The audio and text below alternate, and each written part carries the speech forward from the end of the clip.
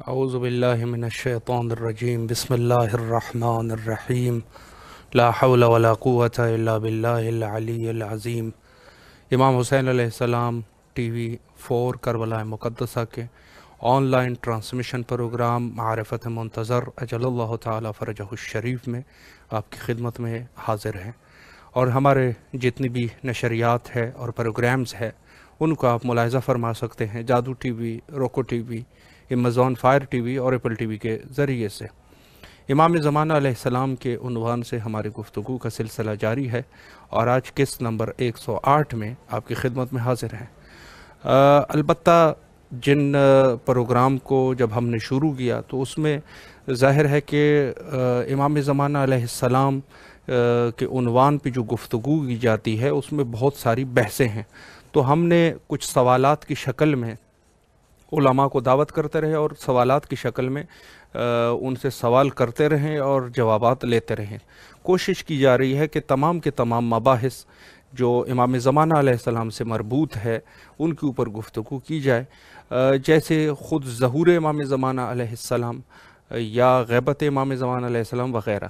تو آج کے ہمارے جو مہمان ہیں حضرت حجت الاسلام المسلمین علامہ استاد سید سبط حیدر زیدی صاحب مشہد مقدس سے انشاءاللہ ان سے سوالات اور جوابات کا سلسلہ شروع کرتے ہیں۔ السلام علیکم ورحمۃ اللہ وبرکاتہ۔ وعلیکم السلام ورحمۃ اللہ وبرکاتہ۔ قبلہ خیریت سے ہیں انشاءاللہ؟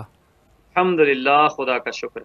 مولا آپ کو سلامت رکھے۔ امام حسین علیہ السلام ٹی وی کی طرف سے آپ کی نہایت ہی ممنون اور مشکور ہے کہ آپ نے ہمیں موقع فراہم کیا کہ ایک دفعہ پھر آپ کی خدمت میں رہ سکے اور انشاءاللہ مومنین استفادہ کر سکے۔ انشاءاللہ۔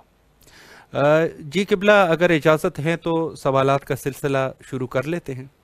جی میں خدمت میں حاضر ہوں۔ جی قبلہ، ایک بحث جو مہدویت کے اندر کی جاتی ہے اور کافی علماء بھی اس پر بحث کر چکے ہیں، بحث ہے دجال کے عنوان سے۔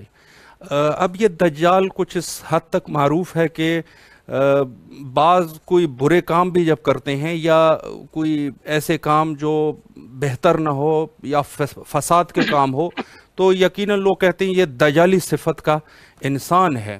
تو قبلہ سوال کچھ اس طریقے سے اگر میں کروں تو بہتر ہوگا کہ یہ دجال ایک طرف سے جو بحث کی جاتی ہے ظاہر ہے ظہور کے ساتھ ایک شخص ہے جو کہ آخری دور میں یہ آئیں گے، خروج کریں گے، اور امام زمانہ علیہ السلام ایک طرف ہوں گے، ایک دجال ہوں گے۔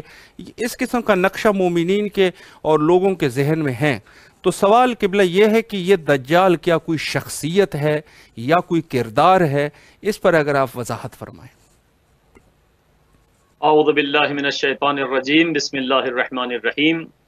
پہلے تو میں اپنی جانب سے آپ سبھی حضرات، خصوصاً ہمارے سامعین، حاضرین و ناظرین جو ہمارے اس چینل میں مخاطب ہیں، اور آپ جتنے بھی افراد اس سلسلے میں خدمت انجام دے رہے ہیں، سب کی خدمت میں سلام عرض کرتا ہوں، علیکم السلام۔ اور امید ہے کہ انشاءاللہ ان تمام زحمتوں کو، ان تمام سعی و کوششوں کو خداوند عالم اپنی بارگاہ میں قبول و مقبول فرمائے۔ الہی آمین انشاءاللہ۔ کا سوال بہت ہی مناسب اور بہت ہی معقول ہے۔ دجال، دیکھیے خود لفظ دجال، دجال عربی کا لفظ ہے دجل سے، اور دجل کے معنی ہے جھوٹ بولنے کے۔ صحیح۔ جال مبالغہ ہے، جیسے فعال، جی کذاب۔ صحیح۔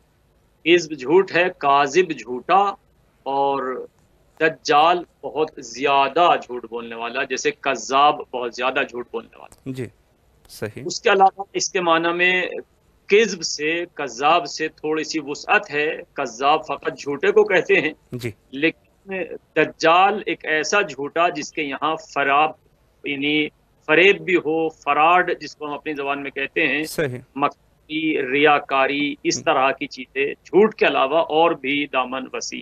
جی لہٰذا آج بھی جس کی طرف آپ نے اشارہ کیا کہ غلط کام کرنے والوں کو تعبیر کیا جاتا ہے دجال سے، اس کی وجہ یہی ہے جی کہ اس میں مکاری، فراڈ، فریب، دھوکہ، جھوٹ، یہ سب چیزیں جس کے اندر پائی جاتی ہیں، تو اس کو آج ہم تعبیر کرتے ہیں جی دجال۔ صحیح۔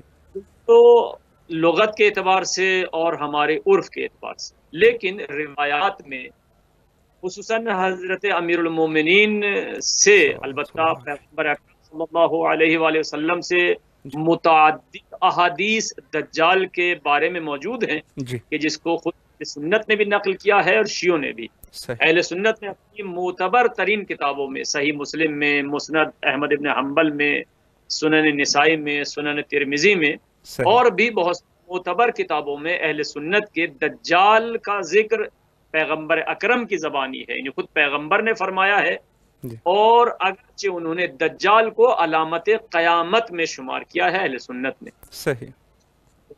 قیامت سے پہلے علامت قیامت میں یہ ہے کہ دجال نامی فرد عروج کرے گا.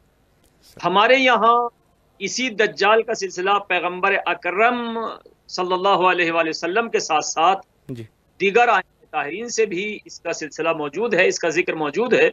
خصوصاً امیر المومنین کا ایک مفصل خطبہ ہے، مفصل بیان ہے، جی جو ایک سائل کے سوال کرنے پر امام نے مکمل اس دجال کی کیفیتیں بیان کی ہیں، اس کی حالت اور صورت بیان کی ہے، حتیٰ اس کا نقشہ بیان کیا ہے صحیح. کہ اس کی ایک ہوگی، ایک آنکھ سے کانا ہوگا، صرف ایک آنکھ ہوگی وہ بھی چمک رہی ہوگی، اس طرح. جی پھر اس کے حالات بیان کیے کہ اس کے آگے دودھ یعنی دھوئیں کا پہاڑ ہوگا، اور پیچھے ایک پہاڑ ہوگا جو سفید ہوگا، جی جس کو لوگ کھانا سمجھیں گے کہ شاید یہ کھانا ہے. صحیح. تمام کی تمام صفات امیر المومنین نے دجال کی بیان کی. لہٰذا اس روایت کو سامنے رکھتے ہوئے، اور اس طرح کی جو پیغمبر اکرم کی روایت ہوئی ہیں، ہمارے سامنے آئی ہیں، ان روایات کو سامنے رکھتے ہوئے تو کچھ یوں محسوس ہوتا ہے کہ جیسے وہ کوئی ایک فرد ہے جو قیام کرے گا، خروج کرے گا. جی ہمارے شیعہ عقیدے میں حضرت امام زمان اجل اللہ تعالیٰ فرجہ شریف کے ظہور سے پہلے، جی کہ امیر المومنین نے یہاں تک بھی فرمایا ہے کہ اس کو جب وہ فلسطین، آج کا فلسطین، جی یہاں جانے کے بعد ادعائے خدائی کرے گا، تو پھر ایک بعض جگہ ملتا ہے جناب عیسیٰ کے ہاتھوں قتل ہوگا، ایک جگہ امیر المومنین کے اس خطبے میں یہ ہے کہ اس کے ہاتھوں قتل ہوگا کہ جس کے پیچھے جناب عیسیٰ نماز پڑھیں گے، یعنی امام زمانہ. صحیح. تو اس طرح کا قتل ہونے تک کے موارد جو ملتے ہیں، تو ان تمام روایات سے استفادہ یہ ہوتا ہے کہ یہ کوئی شخص ہے. جی یہ ایک نظریہ ہے. دوسرا نظریہ یہ ہے کہ یہ شخص ہے، لیکن یہ وہی شخص ہے کہ جس کو ہم کبھی کبھی سفیانی کے نام سے یاد کرتے ہیں. صحیح. چونکہ سفیانی کا تذکرہ اہل سنت کی کتابوں میں یا نہیں ہے، اور اگر ہے تو وہ لوگ اتنا اس کو پردہ ڈال چکے ہیں، چونکہ صحیح. سفیانی کا عثمانی عقیدے سے ہے اور جی ابو سفیان کے ساتھ سے ہے.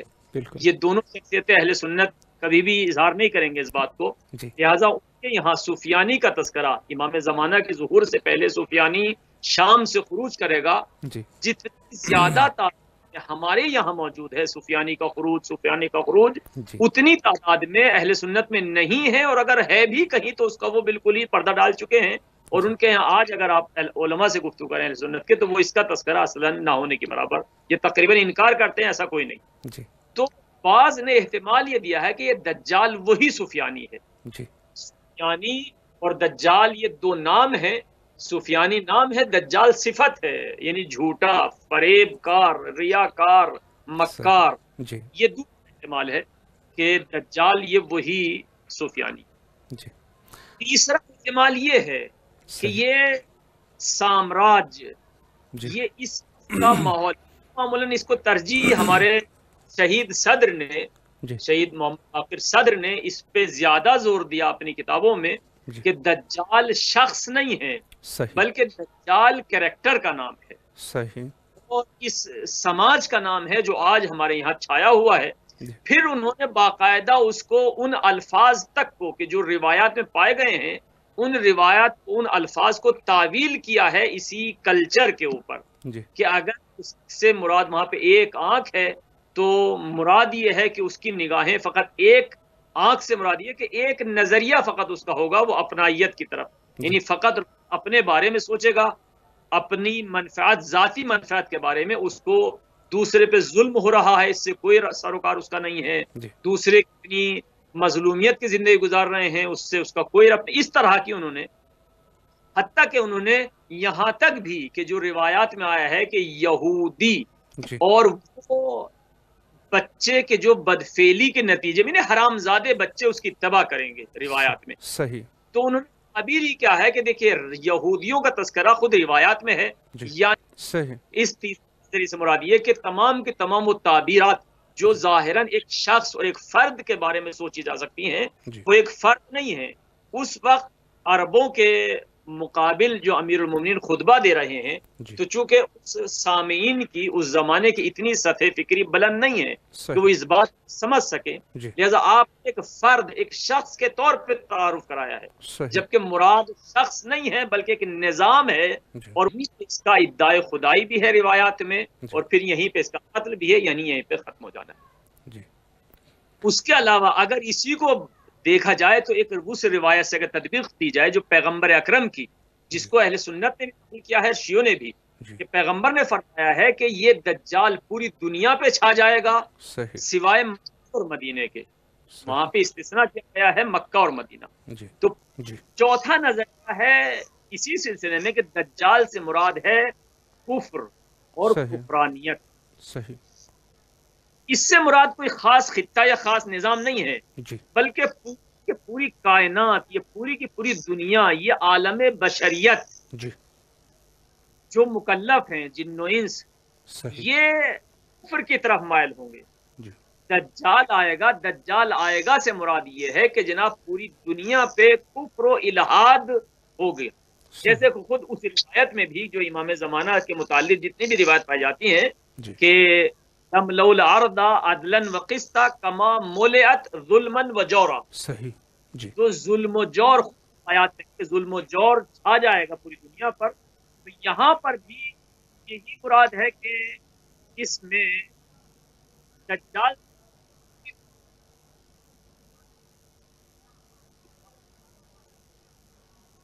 اور یہ چیزیں بہرحال اگرچہ ہمارے یہ بہرحال نظریے ہیں جو ہم نے آپ کو پیش کیا۔ جی قبلہ ایک یہاں پہ ایک شخص ہے وہ گروپ میں جا کے سوال کر رہا ہے اسی دجال کے عنوان سے، فرما رہے ہیں، البتہ ایک مشہور شخصیت ہے، فرماتے ہیں کہ کچھ روایات کے مطابق کہتے ہیں کہ ایک بہت بڑا گدھا ہوگا جس کے اوپر یہ دجال سوار ہوں گے، اور وہ گدھی کی کچھ زیادہ ہی سائز بتائی جا رہی ہے کہ اس کائنات میں شاید اس قسم کے گدھے نہیں پائے جا رہے ہیں، تو اس قسم کے روایات بھی موجود ہے، تو اس کے بارے میں قبلہ آپ کیا نظریہ رکھتے ہیں؟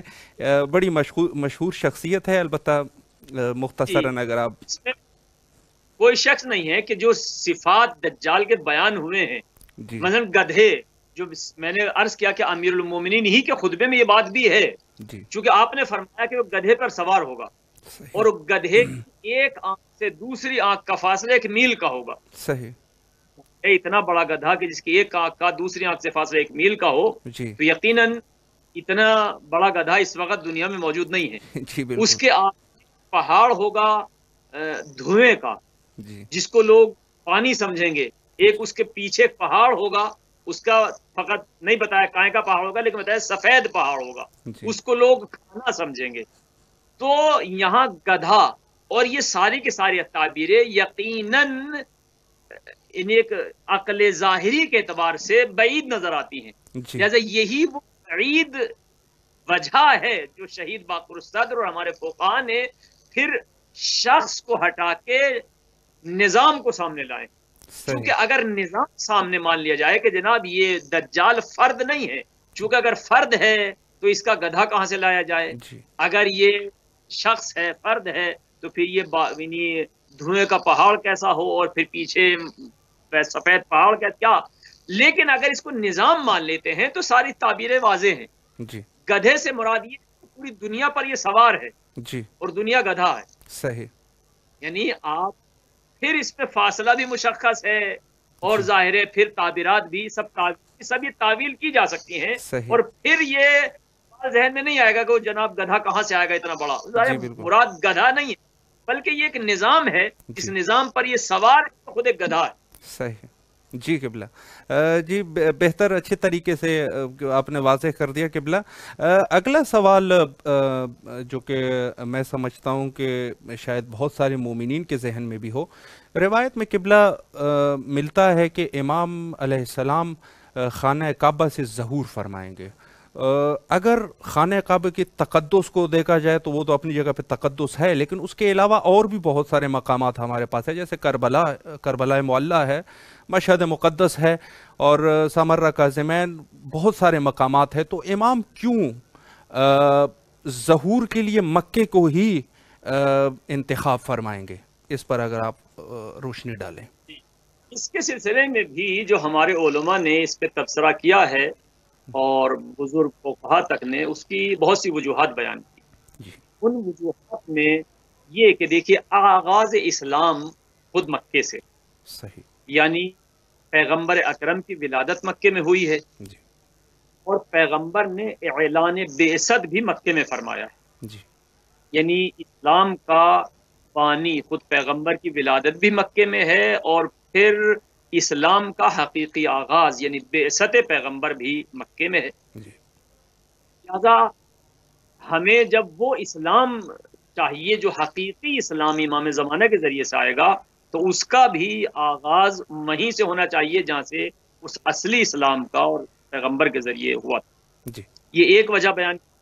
دوسری وجہ بیان کی ہے کہ امیر المومنین کی ولادت خانہ کعبہ میں ہے، جی لہذا ہمارا پہلا امام خانہ کعبہ میں آیا ہے، تو آخری امام کے جو پوری دنیا پر یہ حکومت اور عدل الہی رائج کریں گے، ان کا آغاز جی حکومت کوفے میں ہے ملا کی، وہ اس پہ انشاءاللہ گفتگو کریں گے، لیکن آغاز جو ہے وہ مکے سے۔ صحیح، یہ دوسری وجہ۔ تیسری وجہ یہ بیان کی ہے کہ دیکھیے، حقیقت یہ ہے کہ سارے مقامات مقدس اپنی جگہ پر، جی کربلا مقدس ہے، نجف اشرف مقدس ہے، کاظمین، سامرہ، مشہد سب مقدس ہیں، جی بے شک،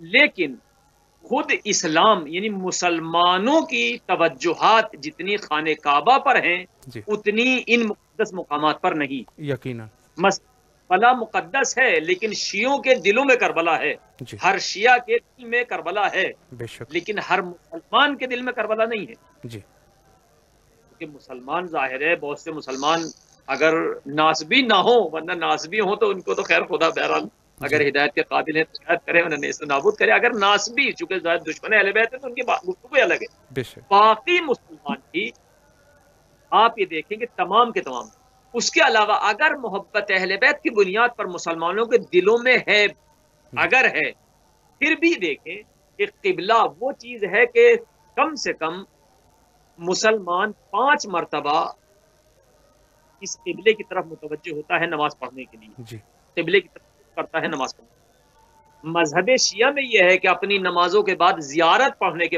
عنوان سے وہ کربلا کی طرف بھی امام حسین کی زیارت پڑھتے ہیں، مشہد کی طرف بھی امام رضا کی زیارت پڑھتے ہیں، اور امام زمانہ کی زیارت یا باقی ائمہ کی زیارت، جی لیکن بس یہ شیعہ کی طرف محدود ہے۔ زیارت پڑھنا نماز کے بعد صرف مذہب شیعہ میں، صحیح، کسی اور مذہب میں، کسی اور فرقے میں زیارت نہیں ہے۔ جی لیکن نماز پڑھنا ہر مسلمان کے عقیدے میں، اور سنت نہیں بلکہ واجب ہے، زیارت پڑھنا سنت ہے ہمارے یہاں بھی، جی لیکن نماز پڑھنا واجب ہے ہر مسلمان کے عقیدے میں۔ لہذا اب مسلمانوں کا ہر فرقہ کم سے کم 5 مرتبہ خانہ کعبہ کی طرف متوجہ ہوتا ہے۔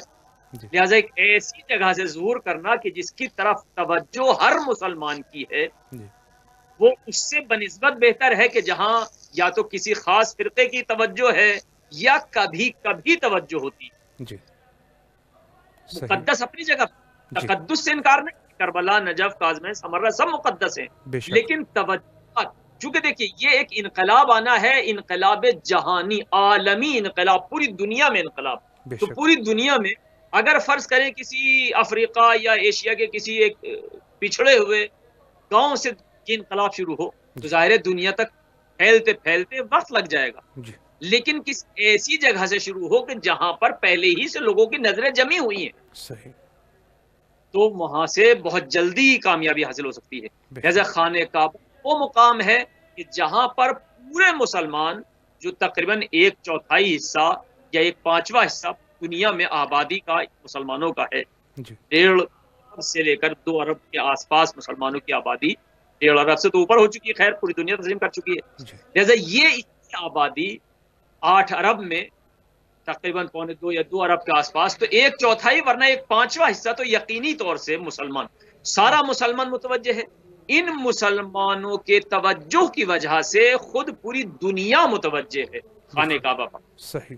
دیکھیے کربلا پہ متوجہ اب شروع ہوتے ہیں 40 کے، جب سے یہ پروگرام شروع ہوئے ہیں. جی. البتہ 40 کا پروگرام جناب زینب نے اس کی بنیاد اسی زمانے میں رکھ دی تھی جب واقع کربلا ہوا تھا. بے شک. جناب زینب واپس آنا یا جابر بن عبداللہ انصاری کا باقاعدہ سب سے پہلا انہوں نے زائر امام حسین علیہ السلام کی زیارت سے مشرف ہونا، بنیاد وہیں سے ہے. بے شک. لیکن بنیاد کے علاوہ یہ تمام نشیب و فراز رہے اور 40 کا سلسلہ کبھی کم کبھی زیادہ، لیکن عصر حاضر میں جی. اتنے عروج پہ پہنچا ہے، خداوند عالم اس کو باقی رکھے بلکہ اور زیادہ ترقی دے. جی. لیکن اس کے باوجود بھی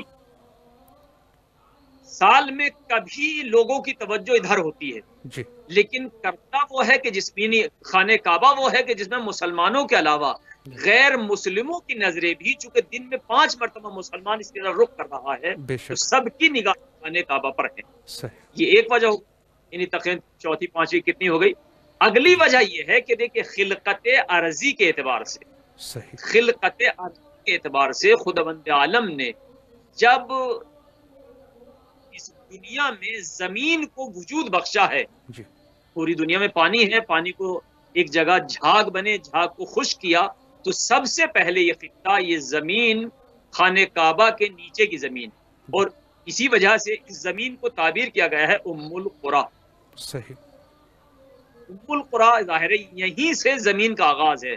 داح الارض، جی. زمین جو بننی شروع ہوئی ہے، پھیلنی شروع ہوئی ہے، وہ خانہ کعبہ. جی. لہذا اس اعتبار سے مرکزیت خانہ کعبہ کو ہے، تقدس تمام مقامات کا اپنی جگہ پہ محفوظ ہے. جی. لیکن بہت سی وجوہات جو ہم نے یہ بیان کی ہیں، ان کے علاوہ بھی یہ ہے کہ جس کی وجہ سے امام زمانہ خانہ کعبہ میں ایک اور وجہ یہ بھی سامنے آتی ہے کہ دیکھیے اگر امام زمانہ کربلا سے ظہور کریں جی. یا نجف سے ظہور کریں تو پھر مسلمان اور مسلمانی کی دیکھا دیکھ دوسرے غیر مسلم بھی جی. فقط منسوب کر دیں گے کہ ہاں یہ کوئی شیعہ عالم دین ہے. صحیح. جی. لیکن اگر خانہ کعبہ سے ظہور کریں تو ہر مسلمان بہرحال اس کے لیے لمحہ فکریہ ہوگا کہ یہ خانہ جو دعویٰ کر رہا ہے کہ میں فرزند پیغمبر ہوں، میں فرزند زہرا ہوں، میں فرزند علی ہوں، جو پورا خطبہ ہے اور اپنا تعارف کرائیں گے میں وہی امام ہوں جس کا پیغمبر نے بشارت دی تھی. تو اب یہاں پہ پورا عالم اسلام بہرحال سوچنے پر مجبور ہوگا اور پھر وہ اتباع اور اطاعت پر مجبور ہو جائے گا، چونکہ یہاں پہ لہذا خانہ کعبہ اس اعتبار سے یہ الگ بات ہے. ہم نے عرض امام زمانہ خانہ کعبہ سے ظہور فرمانے کے بعد مدینے جائیں گے، مدینے کے بعد کوفے آئیں گے. البتہ ان روایات میں کوفہ نجف 2 الگ الگ چیز نہیں ہیں، بلکہ ایک روایت میں تو میں نے دیکھا کہ نجف کا ایک جگہ استعمال ہوا. چونکہ اولاً تو یہ کہ نجف آج بھی کوفے سے ملا ہوا ہے، اور اس زمانے میں نجف کو پشت کوفے سے تعبیر کیا جاتا تھا. امیر المومنین کو پشت کوفہ میں دفنایا ہے. شہر بعد میں بنا اور اب شہر نجف بن بھی گیا ہے تو وہ خود کوفے سے متصل ہوتا ہے. لہٰذا حکومت حال کہ آپ کا مرکز حکومت مسجد کوفہ ہوگا، آپ کا خزانہ اور جو بیت المال کا مرکز ہوگا وہ مسجد سہلہ ہوگا، اور آپ کے بچے اور آپ کی جو فیملی، آپ کی زندگی جو گزرے گی وہ نجف میں تعبیر کی گئی ہے. قیام نجف. تو اس طرح نجف اور کوفہ تو ایک ہی ہے تقریباً، آج بھی ایک ہی ہے. بے شک. اور بعض روایت میں یہ ہے کہ کوفہ اتنا زیادہ بڑھ چکا ہوگا یا ظہور کے موقع پہ بڑھے گا کہ کربلا تک یہ کوفہ شہر پہنچ جائے گا. جی. اس وقت 60 کلومیٹر 70 کلومیٹر کا فاصلہ ہے، لیکن آبادی بڑھ، اگرچہ یہ جو جب سے مشی کا سلسلہ شروع ہوا ہے تو تقریباً جو راستوں میں کیمپ بنے ہیں ان کیمپوں نے کربلا اور نجف کو ملا دیا ہے تقریباً. پھر آہستہ ابھی تک تو پردے کے کیمپ بن رہے تھے، آہستہ آہستہ بلڈنگیں تعمیر ہونے لگیں گی کیمپوں کے نام پہ، بلڈنگیں بنیں گی، رہنے بھی لگیں گے، ہوٹلز اور مارکیٹ اور سب چیزیں. پھر وہی صورتحال جو تعبیر روایات میں ہے کہ کربلا مل جائیں گے. تو یہ تو حکومت حضرت کی ادھر ہے، لیکن ادھر قیام اور ظہور جو فلسفے تھے جن کی طرف ہم نے بعض کی طرف اشارہ کیا کہ یہ وجوہات تھی کہ امام خانہ کعبہ سے ظہور. جی جی قبلہ، اگلا سوال، جب سے ہم یہ پروگرام کر رہے ہیں تقریباً 2-3 دفعہ یہ سوال دہرا چکے ہیں. اب یہ میں نہیں کہہ سکتا کہ انہوں نے کس نیت سے یہ سوال کر رہے تھے، لیکن کہہ رہے ہیں کہ بہت ساری روایات میں ہیں کہ امام زمان علیہ السلام جب ظہور فرمائیں گے تو بہت سارے علماء کو بھی قتل کریں گے. تو یہ علماء کون سے علماء ہوں گے، اس پر اگر آپ وضاحت فرمائیں. جی یہ بہرحال البتہ جیسے کہا جاتا ہے کہ شعر کا معنی شاعر کے بطن میں ہے، معنی شعر فی بطن شاعر. جی بالکل. لہذا سوال کرنے والے کا مقصد اور ہدف کیا ہے وہ بہرحال ان کے ذہن اور ان کی فکر میں ہے، ہم اس کی طرف نہیں جائیں گے اصلاً کہ وہ سوال، چونکہ آپ نے کہا ہے کہ وہ بار بار سوال کر چکے ہیں، اس لیے میں عرض کر رہا ہوں. بالکل، ورنہ اگر پہلا سوال ہوتا تو بہرحال کوئی مسئلہ ہی نہیں تھا. لیکن حقیقت یہ ہے، دیکھیے یہاں پر بھی پہلی چیز تو یہ کہ امام کے متعلق قتل و غارت والا مسئلہ یہ اصلاً ایک تہمت ہے اور ایک غلط تصور ہے جو امام کی طرف نسبت دی جاتی ہے. صحیح.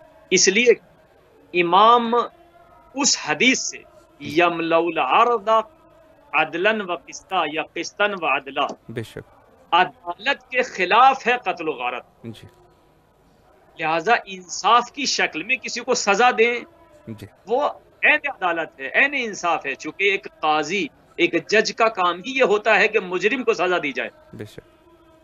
لیکن تصور یہ ذہن میں بٹھا لینا کہ قتل و غارت ہوگی تو وہ عدالت کے خلاف ہے، جبکہ روایات میں امام زمانہ عجل اللہ تعالی فرجہ شریف کا ظہور کا اصلی مقصد ہے عدالت انسانی. بے شک. اور وہ انسانیت کی وہ معراج کہ جس کی وجہ سے خداوند عالم نے البشر آدم کو پیدا کیا ہے، اور ادھر فرشتوں نے سوال کیا تھا کہ پروردگار تو ایسے کو خلیفہ بنائے گا کہ جو زمین پہ جا کر خونریزی برپا کرے، فساد برپا کرے. بے شک. آیت سورہ بقرہ کی. تو خداوند عالم نے جواب یہ دیا تھا جو میں جانتا ہوں وہ تم نہیں جانتے. بے شک.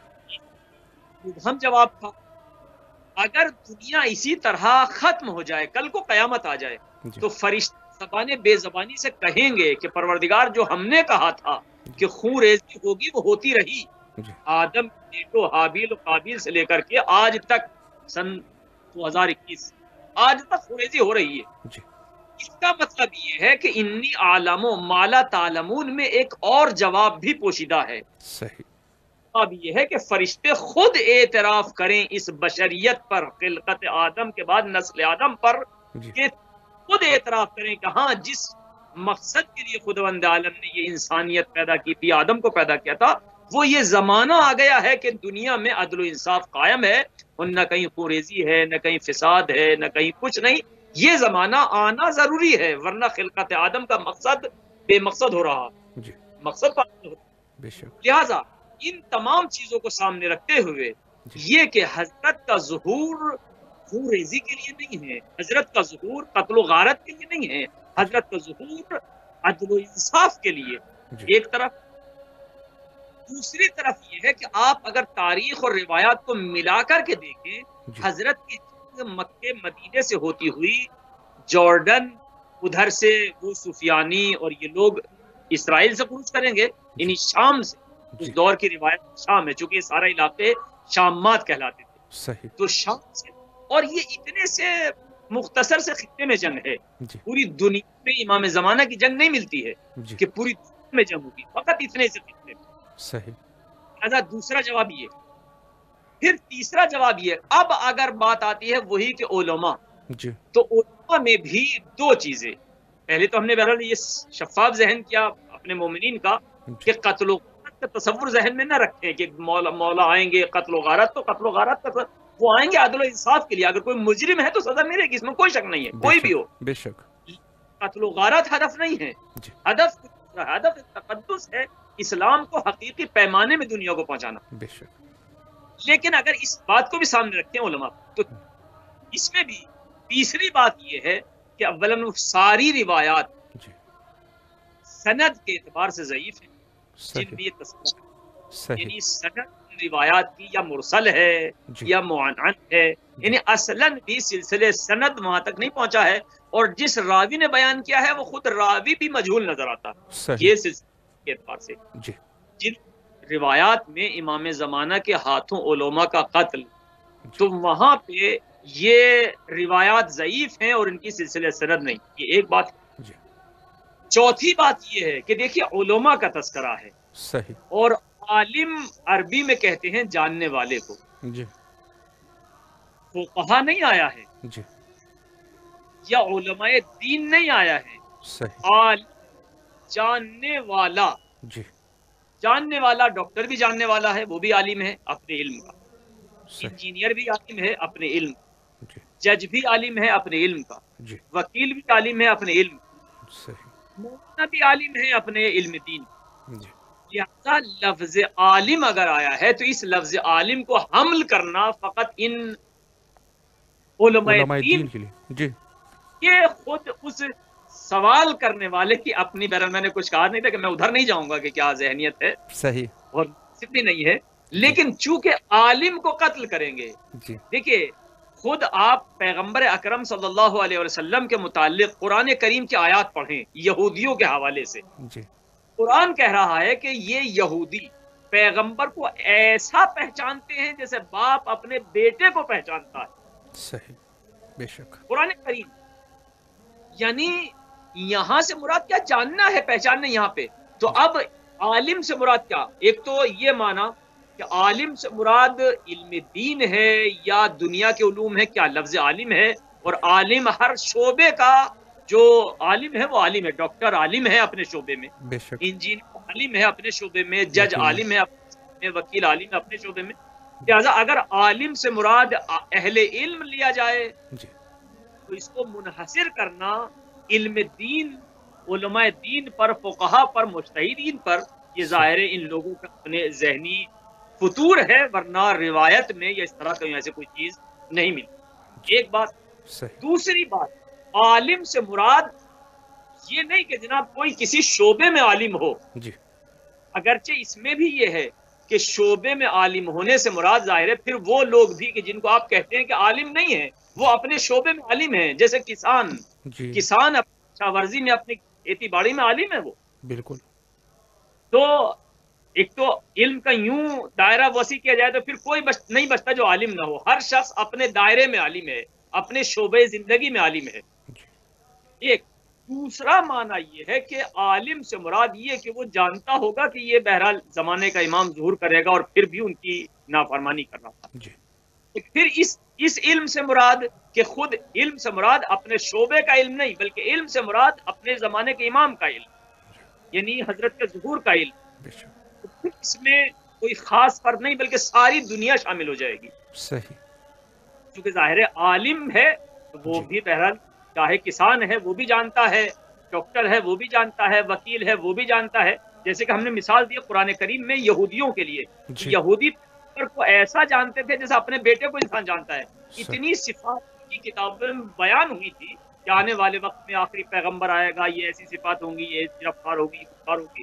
تو وہ لوگ اس طرح سے جانتے تھے جیسے اپنے بیٹے کو جانتے تھے، پھر جی بھی پیغمبر کو دیکھ کے انکار کر بیٹھے۔ جی تو امام زمانہ کے متعلق عالم قتل ہوں گے، یعنی جو امام زمانہ سے واقف ہے کہ ہاں آخری زمانے میں، اور یہ عقیدہ فقط شیعوں کا نہیں ہے، اہل سنت کا بھی ہے، اہل سنت کا نہیں بلکہ دنیا کے تمام ادیان، تمام فرقے، تمام کے تمام، سب کے سب ایک منجی بشریت کے منتظر ہیں۔ بے شک ہر عقیدے میں ہادی اور ایک آخری منجی آنا ہے، حتیٰ ہندوازم میں بھی، بے شک مسیحیت میں، یہودیت سب میں آنا ہے۔ تو اس اعتبار سے عالم سے مراد یہ کہ جو بھی اس بات کو جانتا ہے پھر بھی تسلیم نہ ہو تو قتل ہو۔ بے شک آخر تو میں سامنے والے کا وہ مدعا بھی کہ اگر مراد اہل علم بھی ہیں تو دیکھیں علم دین میں بھی جی سارے کے سارے متقی پرہیزگار نہیں ہیں، یقیناً تنہا علم کافی نہیں ہے، شیطان بھی عالم ہے۔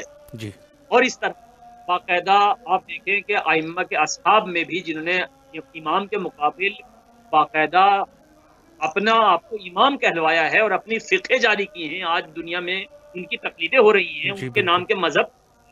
تو اس میں کوئی شک نہیں ہے آج شیعہ مذہب میں بھی ممکن ہے اس طرح کے افراد نکل آئیں کہ جو اپنا ذاتی مفاد کی خاطر آج بھی ہیں دنیا پرست لوگ ہیں، لہٰذا ایسے دنیا دفاع نہیں کر رہے ہیں کسی کا کہ جناب مراد غیر ہیں شیعہ عالم نہیں ہے، نہیں، شیعہ عالم بھی اگر دنیا پرست ہیں اور اپنے زمانے کے امام کی اطاعت نہیں کر رہے ہیں، اپنے زمانے کے امام کی مخالفت کریں گے تو ان کو بھی قتل ہو، کیونکہ امام کا ہدف تو انصاف پھیلانا ہے، چاہے اپنے ہوں یا پرائے، جو مجرم ہے سزا ملنی ہے۔ بے شک بے شک قبلہ، بہت ہی اچھے طریقے سے بات واضح ہو گئی انشاءاللہ العزیز۔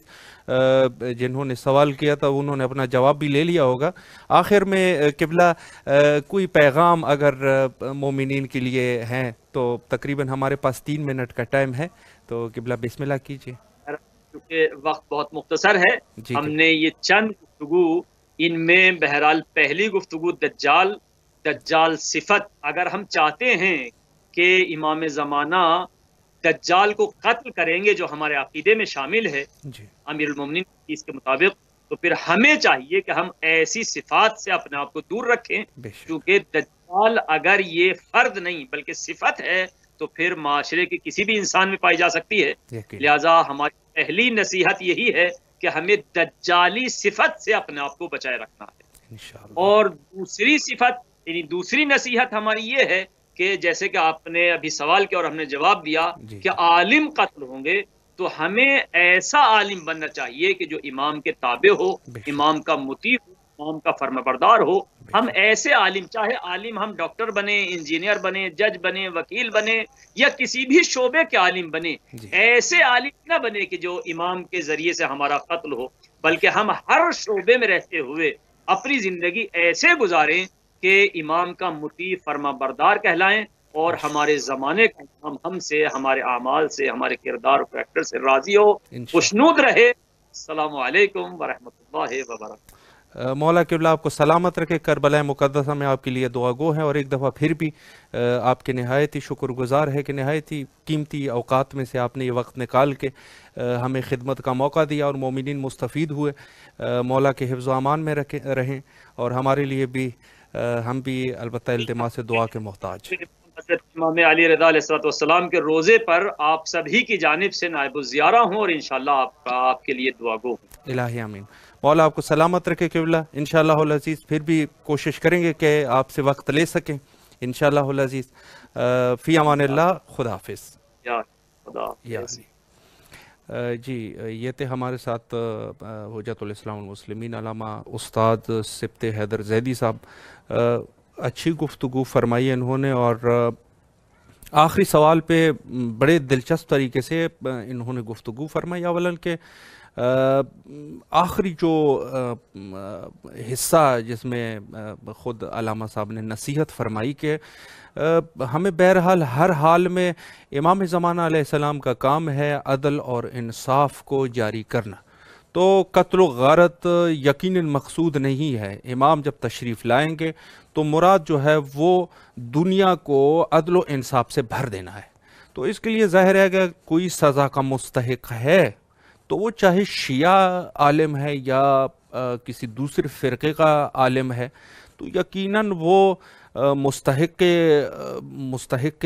قتل ہے اور مستحق سزا ہے، تو اس کو یقیناً وہی سزا ملے گی، چونکہ امام کی یہی ہے، صفت ہی یہی ہے، اور یہ صفت فقط امام کی صفت نہیں بلکہ اللہ سبحانہ و تعالیٰ کی صفت ہے کہ عدل اور عدالت کو فروغ دینا، چونکہ عدل اور عدالت حتیٰ ایک ایسی عظیم صفت ہے کہ فرماتے ہیں کہ انوشیروان مسلمان نہیں تھا، وہ ایمان نہیں لائے، لیکن چونکہ عدالت اس میں تھی، تو ایک روایت میں ملتا ہے کہ کسی نے پوچھا کہ انوشیروان اس ٹائم کہاں ہیں، تو معصوم نے فرمایا کہ وہ بہشت میں ہے، تو اس کی وجہ انہوں نے بیان کی کہ کیوں وہ بہشت میں ہے، درحالی کہ وہ تو اسلام ہی نہ لائے، تو امام نے فرمایا چونکہ ایک ایسی صفت جو اللہ کی صفت ہے وہ ہے عدالت، تو وہ انوشیروان کے اندر تھی، اور اللہ نے اس کی مغفرت فرمائی اور کہا کہ اس کی صفت ایسی ہے کہ یہ عدالت کیا کرتے تھے، اور ان کی عدالت مشہور بھی تھی، حتیٰ ایک دفعہ ان کا اکلوتا بیٹا جو کہ کسی ایک جرم کا مرتکب ہوا تھا تو اس کو لایا گیا، لوگوں نے بڑی سفارش کی کہ انوشیروان سے کہ بیٹے کو نہ قتل کریں، چونکہ یہ بیٹا جو ہے وہ آپ کے بعد کوئی اور وارث نہیں ہے، لیکن انوشیروان نے کہا کہ نہیں، اس کو قتل کرنا ضروری ہے، چونکہ اگر اس کو قتل نہ کروں تو کل کو یہ لوگ کہیں گے کہ انوشیروان دوسروں کے لیے بہت بڑا عادل تھا، لیکن جب اپنی بات آئی تو عدالت نہیں تھی۔ تو عدالت ایک بہت ہی عظیم صفت ہے اور یہ اللہ کی صفت ہے، تو یقیناً امام کے جو اوصاف ہے وہ اللہ سبحانہ و تعالیٰ کے مطابق ہیں، تو عدالت میں یہ چیز ہے کہ اگر کوئی مستحق عذاب ہے تو اس کو یقیناً سزا ملے گی اور اس کے اوپر حد جاری ہوں گے، حد شرعی جاری ہوں گے، اور تاریخ کی جتنی بھی ظالمین ہیں وہ اپنے کفر کردار تک پہنچنے ہیں، اور ان کے لیے جب امام ظہور کریں گے تو یہ سب کچھ ممکن ہو جائے گا، وگرنہ اگر ایسا نہیں ہے تو بہت سارے بادشاہ تھے جس کو ظاہراً اس دنیا میں پکڑنا، اگر وہ جتنے بڑے مجرم بھی تھے تو ان کو پکڑنا ممکن ہی نہیں تھا، چونکہ ان کے پاس طاقت تھی، قوت تھی، دولت، سارا کچھ، کوئی ان کو نہیں پکڑ سکتا تھا، اگر وہ جتنے سے بڑا جنایت کار ہی کیوں نہ ہو ان کو پکڑنا مشکل تھا، لیکن جب امام آئیں گے تو وہ ظالم بادشاہوں کو بھی حتیٰ امام کے سامنے لایا جائے گا، اور ان کے اوپر جو انہوں نے جو ظلم کیے ہیں ان کے مطابق ان کے اوپر حد شرعی جاری کر دیا جائے گا، اور وہ اپنے کفر کردار تک پہنچ جائیں گے۔ عدالت کا تقاضا بھی یہی ہے کہ عدالت اس دنیا میں بھی ہو اور اس دنیا میں بھی عدالت ہو، خدا عادل ہے تو عدالت جاری کریں گے، اور یہ عدالت امام زمان علیہ السلام کے ہاتھ پر ہی جاری کیا جائے گا۔ اور آخر میں وہی دعا کرتے ہیں جو ہمیشہ ہم کرتے ہیں، اللہم عجل لولیک الفرج۔